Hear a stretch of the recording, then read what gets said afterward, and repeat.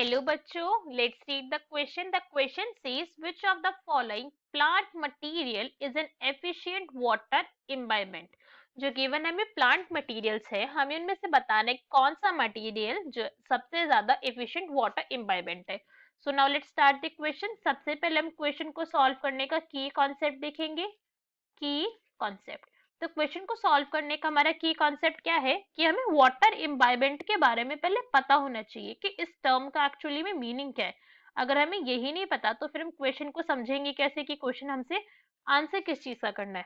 तो अगर हम वाटर इम्बाइबेंट की बात करें तो इतना तो हमें पता चल रहा है कि यहाँ पे वाटर से कुछ लिंक है, राइट. इतना तो पता चल रहा है हमें कि क्या है, वाटर का कुछ ना कुछ लिंक है हमारा.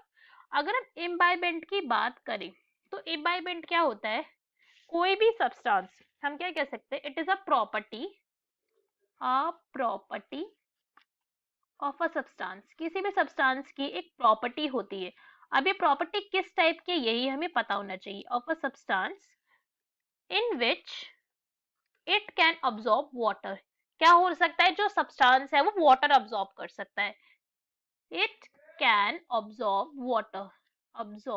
वाटर. उसे वाटर अब्सॉर्ब करना चाहिए, ऐसा हमारा वाटर को क्या करे, सब्सटेंस अब्सॉर्ब कर ले, ऐसे उसका नेचर होना चाहिए. मगर सिर्फ उसे वाटर को अब्सॉर्ब नहीं करना है, वाटर अब्सॉर्ब करने के बाद उसे क्या होना है, सॉलिडिफाई भी होना है. And become solidify.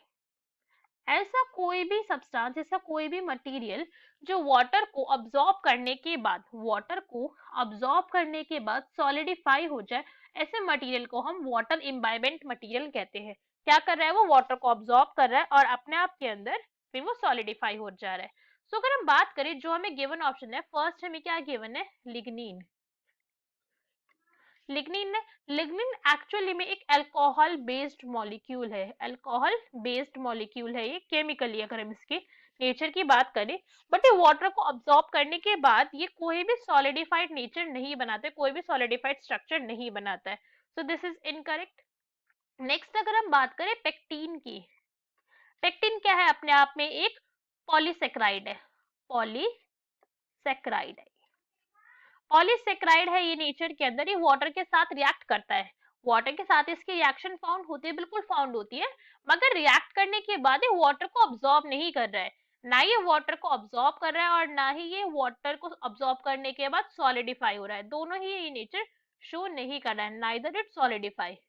तो फिर क्या है हमारा, ये भी हमारा पेक्टिन क्या है, इनकरेक्ट है. नेक्स्ट अगर हम बात करें अगार. अगार सभी को पता है एक जेली लाइक स्ट्रक्चर होता है, जेली लाइक होता है, सबने अगर देखा हो तो कभी अगार को. अगार की बात करें, अगार क्या है, अपने आप में पॉलीसेक्राइड है नेचर के अंदर, पॉलीसेक्राइड. बट अगार क्या होता है, जब भी वो वाटर को अब्सॉर्ब करेगा, वो अगार के ना क्रिस्टल्स आते हैं, हम क्या कहते हैं, अगर हम इसको नेचर में अगर हम देखें तो हमें क्रिस्टल लाइक फॉर्म होता है. और अगार को जब भी वाटर के अंदर मिक्स करते हैं तो इट गेट्स सॉलिडिफाई. वाटर को अब्सॉर्ब करेगा, ये सॉलिडिफाई हो जाएगा. और इसकी इसी प्रॉपर्टी की वजह से, इसी अगार की प्रॉपर्टी की वजह से ये यूज होता है कि इसके अंदर आइसक्रीम मेकिंग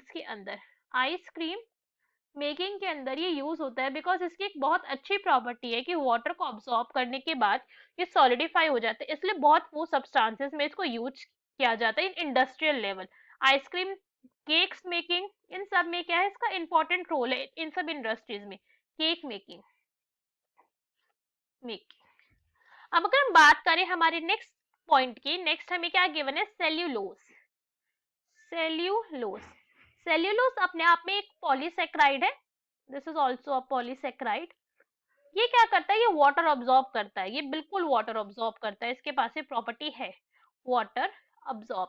मगर ये अगार की तरीके से सॉलिडिफाई नहीं हो पाता है. क्या है, इसके पास सॉलिडिफाई होने की प्रॉपर्टी नहीं है. तो this is also incorrect. So what can we say that our correct answer is C, that is agar. Hope you understood it well. Best of luck. Thank you.